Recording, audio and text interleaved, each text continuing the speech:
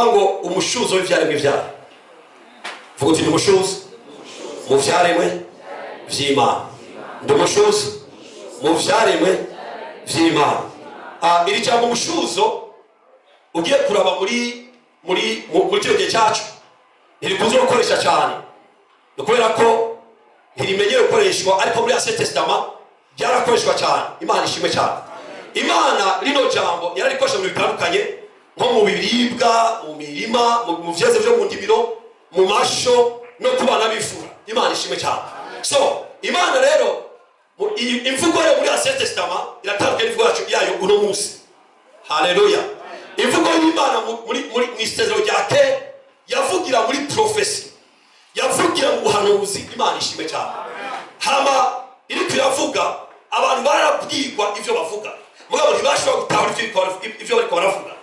Bibiliya ivuga ngo usomye muri Jérémie 28 verset 11 havuga ngo nzovuganira n'ubwo bwoko mu kanwa gatumvikana. Haleluya. Ibaza Imana kuvugana n'abantu mu kanwa gatumvikana kandi ikavugana nabo nyene. Mumbire amen. Ikivuga ngo kandi nzovugana nabo no mu rurimi rutumvikana. Ni kubera ko Imana avuga muri prophecy. Hari ibintu yavuga edaye yavuze ngo bafise amatwi yo kumva ariko ntibumva. Hari abantu babayeho bafise amatwi ariko batumva. Ni kubera ko hari amatwi mashasha Imana yaremye. Imana yitwa Imana y'ubushobozi. Umunsi wa Petero aciye ugutwi, Yesu aragutora aragushirako. Kujya gutwi kwavuye, amatwi arahari. Haleluya. Uwakoze imodoka yarashyize amapiyesi de rechange. N'Imana nayo kuri Nouveau Testament hari icyo yavuze. Haleluya. So ikivuga ngo nzovugana nabo muri bitumvikana, vyasigura ngo hari ibintu biravuga idashaka kudekuvra, ariko hariho generation yagomba kwishura. Bibiliya ivuga ngo usome Proverbe 25 verset 2 havuga ngo icyuho cy'Imana ni ukunyegeza ivyayo, mugabo icyuho cy'umwami acabinyegurura. Abantu bari hano bambwire amen. Twebwe turabanyegurura ivyanyegejwe. Haleluya. Bibiliya ngo mpemu yera akura iri mutima w'Imana akabiduhereza. Imana ishimwe cyane. Hariho generation itarinda gutakamba. Yesu yabwiye abigisha muri majya mu rukiko, ntimuzopiga n'ivyo muvuga, nzobaha ivyo muvuga. Imana ishimwe cyane. Abari mutekeza bambwire amen. Hariho generation itarinda kwiganyira, vyose birahari ku bwayo. Imana ishimwe cyane. Tuza kuvyumva. So kino gihe rero Imana ivuga mu ndimi batumva, ikibabwira ijambo ry'umushuzo. Bameze ijambo ry'umushuzo, ikibabwira ngo mufate ivyeze vya mbere mu ndimiro zabo, ivyo nimuzobirya. Ego mu murima ni gwawe, indimiro ni gwawe, mwabi vyese muri vyo uzobinzanira jewe Uhoraho. Haleluya. Ico bita umushuzo mu congerwa ngo ni first fruit, bisigura ngo ni vyiza vya mbere. Haleluya. Imana irakoresha ijambo mu kubwira Abisirayeli tuje n'ivyo kurya, yongera ikoresha ku bijanye n'amasho bazoyitangira. Isho amasho niba ari ishuri ya mbere nziza mu rugo rwose, ishuri ya mbere nziza yaba ari Uhoraho. Imana ishimwe cyane. Icyo cyitwa umushuzo. Haleluya. Imana ikomeza kubwira ibintu mu buhanuzi. Igihe kiragera abishe babitahura, irababwira ngo ivyeze byose vya mbere muzobinzanira. Imana ikibuto gikomeye cyane cyantangaje, ikibwira ngo naho mubinzaniye hari undi mujya uciye ku ruhande. Dusomere ku bashobora dufasha. Dusomere gusubira cyose. Bazonzanira jewe Uhoraho ibirusha ibindi kuba vyiza, arivyo ku mavuta, umushuzo ku mavuta ya Elayo, ari mu nzabibu, ari ku mpeke, ivyo ni wowe mbihaye. Imana yari yabyavye ko izo bazoyiha. Uyo muryango igihe abandi baronka imigabane, uwo ntacyo warose. Imana yabwiye ngo mushe ku ruhande, wari umuryango utekeye ivy'Imana, wari umuryango uhereza. Haleluya. Igihe Baraki ahamagaye kuvuma Balamu, Bibiliya ivuga ngo yamudugije ku musozi, acaramubwira ati ndagomba umvumire rino hanga. Aje turaba mu kiyaya, acasanga bicaye muri ate prophétique, imiryango itatu imbere, imiryango itatu yindi inyuma, uwundi muryango ku ruhande rw'iburyo, uwundi ibumoso. Hagati na hagati yabo muri centre yabo hari umuryango umwe witwa umuryango w'isezerano ivyerekeye ivy'Imana nibo barabitunze. Baramu ngo aravye agiye atanguye kuvuma akubita amaso hagati muri bo abona hagati muri bo hari Imana hariho Kristo ataka kuvugishwa aho kuvuma avuga ati murakavuma agasabye ngo agaheza gigwa ataka kuvuga ngo mbataye rino hanga ntirivumika ataka batahubwa icompa ntazopfa nk'uko bava urupfu rw'ubugorozi baragwifuza. Haleluya. Bisigura ngo ataka profetiza Barama baraka bibonye ashaka naguhamagaye kuvuma uri kuraheza ki mu kanwa ka Baramu yari ati nakomesheje mugabo mu kanwa k'Imana hari n'icyago cy'umuheza ki ndagomba kubwira tutashya kure cyane mu bantu bavumika nturimo abavuma bazovumwa baba bizovuma n'izina ryose ashepete kesi de bradosta mvuma umveri mari cyubahiro. Haleluya. Ibihanga rero imashobora ngo nubwo nababwiye ko ivyeze vy'umushuzo ari kwanje ndabihaye irindi muryango atamugabane warose umugabane wabo ni jewe uhoraho. Haleluya. Bacabiha abise bagafata ku buryo mve mu ndimiro ivyeze vya mbere babihaye abarewe bari bazatubihaye Imana. Mumbwire amen. Igicumviro cyarabandanije gushika Imana ihindura mana ndaruviza Imana nawe ngiye kutabona wa profesi hari kimwe kiravuga iri kugira Abisirayeli nk'urupanza ihamagaye Mose irabwiye Mose ngo Mose haguruka fata inkoni ujye muri Egiputa ugende witwaje iyo nkoni. Iyo nkoni Mose yatwaye inkoni azi ngo ni inkoni mugabo inyuma y'irya nkoni kwitwa inkoni hari the power inside hari ikintu kigejeje muri irya nkoni. You are not ordinary man. Udasanzwe mu izina rya Yesu acatwaye iyo nkoni. Mumbwire amen. Iyo nkoni atwaye Imana ati yitware agenda yitware mugabo kuri no kijyaho ntiyari ngo isanzwe ibwiye Mose atijya ku rutare kubita inkoni ku rutare. Ni gute yamubwiye kubita inkoni mwene wacu rutare cyari cyo ibaze kubita byanjwe kumubwira ngo twari inyundo mugabo imubwiye gutwara inkoni ibaze kubita inkoni ku rutare abandi bakubita inyundo ku rutare. Mugabo Imana toujours yari ifite ikintu kinyegezwa kiri muri irya nkoni. Inyuma y'ivyo bavuga kuri wewe hari ubutunzi Imana ibona. Haleluya. Amen. Amen. Inyuma y'ivyo kuvuga ko hari ibintu Imana iri kiravuga. Mumbwire amen. Uviriza ikibya Yoshua yariko tujuna profetiza ikibya ati twari isanzwe isezerano. Yoshua agasha bikiyaga ikiyaga Mose yaciye nawe nishagira cyo umwaciyemo cya gitukura urundi nawe cy'ikiyaga cya Yorodani. Mugabo Imana ivyo yabwiye Moses sivyo Yoshua abwiwe ibindi Mose agiye kwitwaza ngo cya gitukura mugabo Yoshua aciyabwirwa iki wowe twara isanduku mwikorera isanduku isezerano.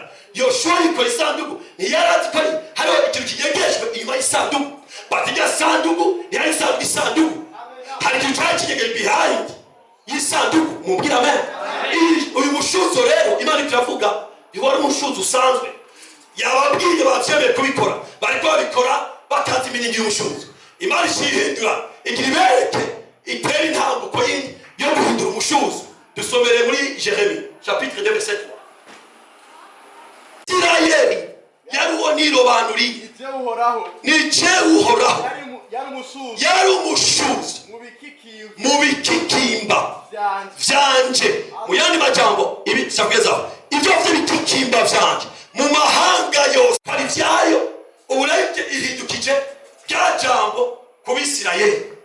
Baciye bumva imvugo itabwe ni ya mbere Isirayeli ni umushuzo wanje. Hari ayandi bahanga ku ruhande mugabo Isirayeli ikiza umushuzo w'Imana. Vyavuga ngo Imana hararika tujyana hararika iragenda hari icyapi ifise igomba guhindura abantu kanaka.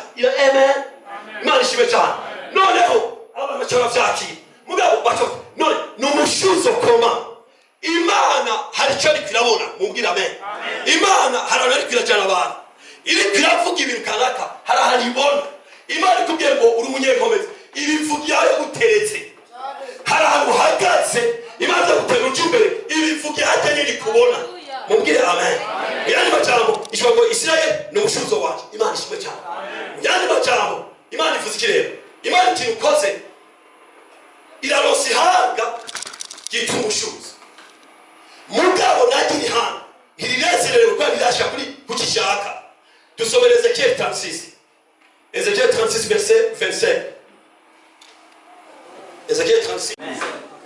Mugabo wewe ushikirwe n'icyaha ahubwo wewe uri cyangwa ushikira ibintu yagasubiramo ukwezi ushyo n'icyaha ukwezi isi ubona itezwe n'amaboko yitwa icyaha cyane by'abantu bafapase ati ireze ko hari abafite amaboko akomakaye iyi si maze plutôt 6000 ans ibaze mu maboko akiresista iyo si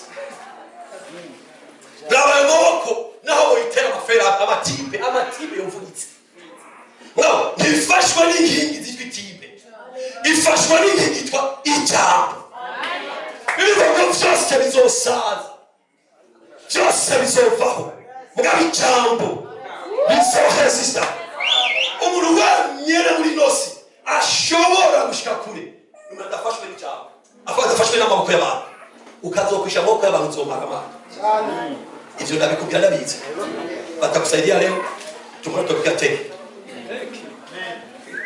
arahiriwe uwisi ihora uhora kabivyizi gavyi azwa ngigiti tewe afyese ciao nikota amen uviriza niba rero twebwe turi cyamushika ibintu bisigura ngo iryo jambo ishiye vyose usomye mu migani havuga ngo igihe yarema vyose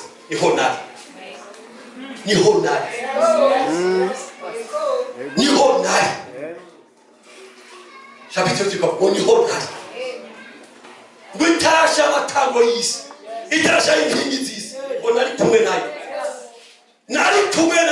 nayikara ivi ngo vyose yarebe turiko turarabana ati umbane naje hakura kubwenge kazabe ndagufasha twari wari hehe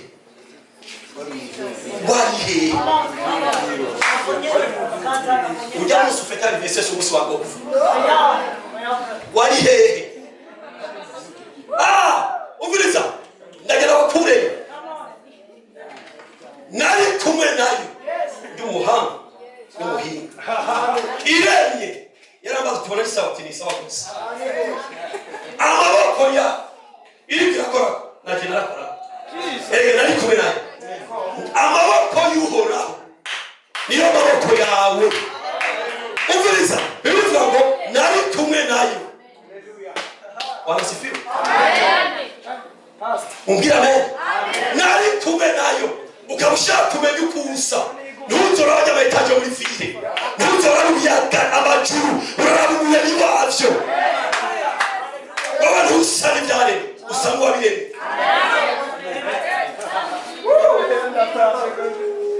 sadusendo sunda bacamufata acababyatumviriza setrota iyo muza kuyaba amafaranga tarabona unabona nacaneye ati kuva ndamubonye sishobora kuyakira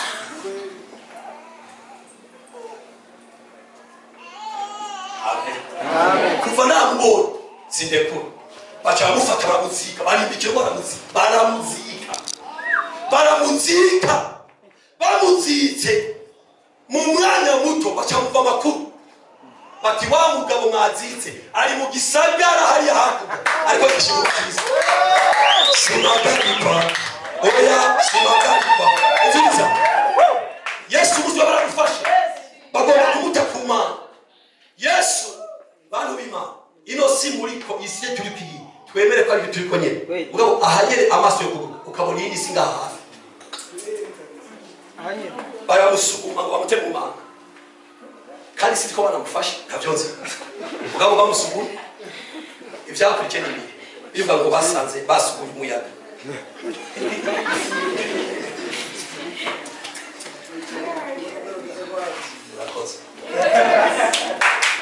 ishengero mumva ko turavuga mureke dukore tu mugabo hari ikintu cyitwa développement personnel Yesu kunyaka ariwe ushakuri santa niwe watangura ministry yakoze ibyo gikoni imyaka 3 hari ibintu atirukanye hari abadayimoni atashobora kwirukana ukaba hari umusuru yahagaze ataravuga ibyo gahunda Yesu acha musuku asanga yacumutse ubara bwebeka uyu mugabo wasanga yacumutse bacasura kumufatika bacha gutoje tutwe bisubonyenze ikirego kirekire bacha gutwa muterera po aramanuka afatwa n'amaboko akazi wayatize agwa mu maboko y'umuntu ngo amaze imyaka amajana ari kwasengera muri shukiro batanze hari abantu bakuri yose muzi ko bafuwe ko bari muri intercession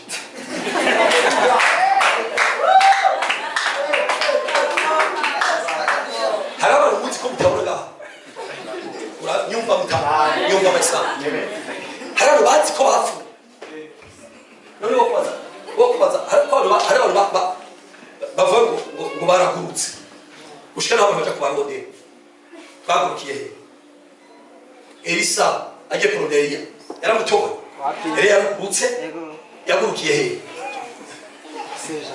ntaco imva ya Mose barayirondye tiri nawe barayibona umutama Mose na ashobora hane batogota ariko arase arahan yicenta ariko aratobona batabizi biro ngo bazogaruka bazovuye bazogaruka bapfe bumvise bazovahe wosanganye nyuma y'urugo rwawe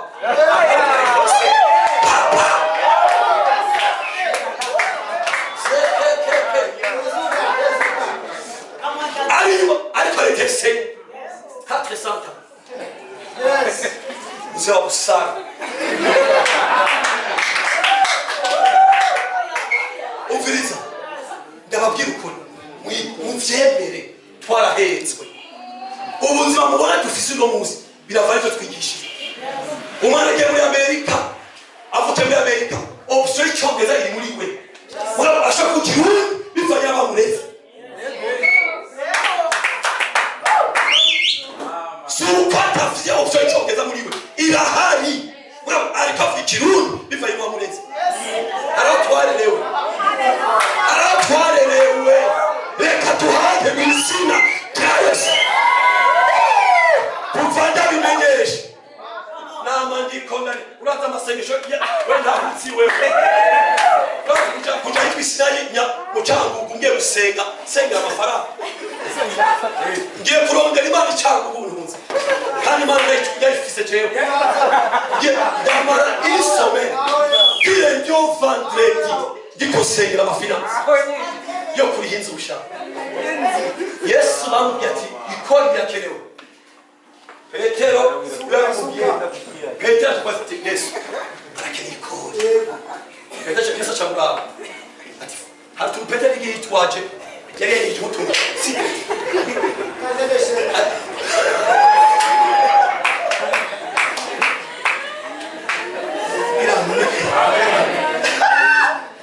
agenda gejeje atwa bibi bikome imbugita atanzo kwigwanira atwa chaka igera atasinde kumwuga Yesu ya Petero kuri Sainte Seine bari kumwe nigera n'imbugita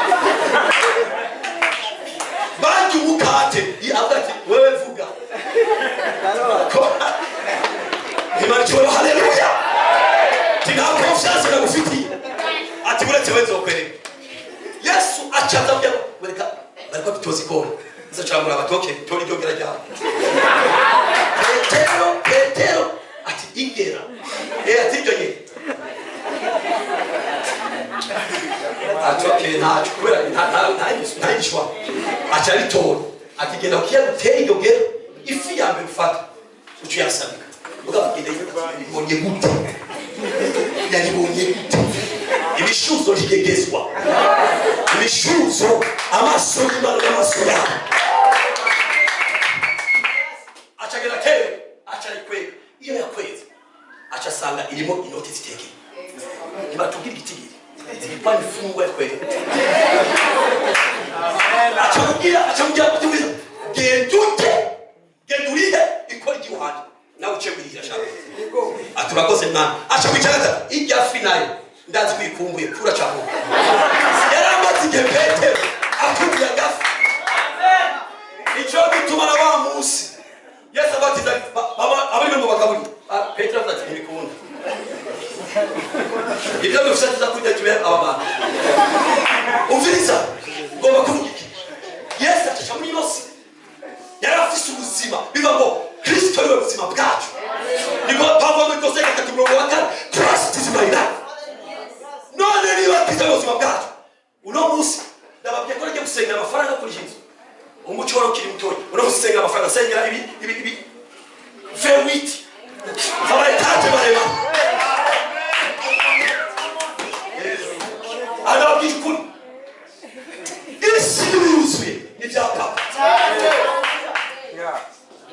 umwana w'icyangazi hageze haribye ati kwa papa birahari umviriza abantu batabana n'umwana uretse ibiti nibo bantu bifuza agasuguru bonyene umwana w'icyangazi yagiye yari hanze aguma yumva ko akiri gusabanira papa we yatukiye impamvu niko ngomba gucya kubera niba navuye papa ati nkiri musane na papa nararya nari ngwereza atuzwe papa uwari musigaye mu rugo yajya kurima atavugana na se mu mutima kibya ati burya nzobona ingene niko nakubita igisuka ingene niko ndahangaye azokwibwira bagasugura abantu batari musabane na se bifuza n'agasugura bakaronka abari muri activité n'umwana apana dusuguru amamasa yaciye umwana acaraza ati papa barumana muze gusome neza si se yagiye kuyambira umwana bito se umwana yagiye kuyambira se yakiye muri igihe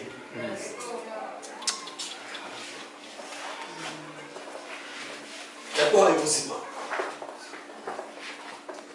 uno munsi naho ushaka kuvuga ko ushavuye urabesha ikinyoma umunezero uhoraho so reka nangize dusome byose ubwiza bw'izuba umviriza ugende borosana ubwiza bw'izuba urukwabo n'ubwiza bw'ukwezi urukwabo n'ubwiza bw'inyenyeri ubona urukwabo kandi nta nyenyeri n'imwe yiganya ubwiza na mugenzi urakoze umviriza umbwire mbere amen icyama gishasha umwamaze ukirema yaciye abwira ibintu byarebe byose usomye muri Efese 3:10 acha komanda ibintu byarebe byose acha abwira ati mugabo ushaka kumenya ingene Imana isa murabire muri icyama gishasha kugira abakuru bafite ubushobozi bwo mu ijuru barabira ubwenge bw'Imana kwishengera mugabo ushaka kumenya uko usa rabira ku cyama gishasha batubwiye mu bwiza bw'ingeri urukwabo ukwezi ku rukwabo gusa ubwiza n'ivyo urukwabo inyenyeri zisa neza n'izuba biri ukwavyo hari ubundi bwiza buri beyond ubwiza bw'ivyo byose badodabona n'ubwiza bw'icyaremwe gishasha umvirize icyaremwe gishasha naho cyo ushaka gucumura yogora ni ukubera ko ubuzima gifise ni ubuzima bw'umwami haleluya ibi rero nibyo niko navuga icyo bita umushuzo ni ikintu cya mbere kandi cyiza mumbwira amen ikintu cya mbere kandi cyiza uri umushuzo mu izina rya Yesu kugira ngo ugeze uti ubona sakute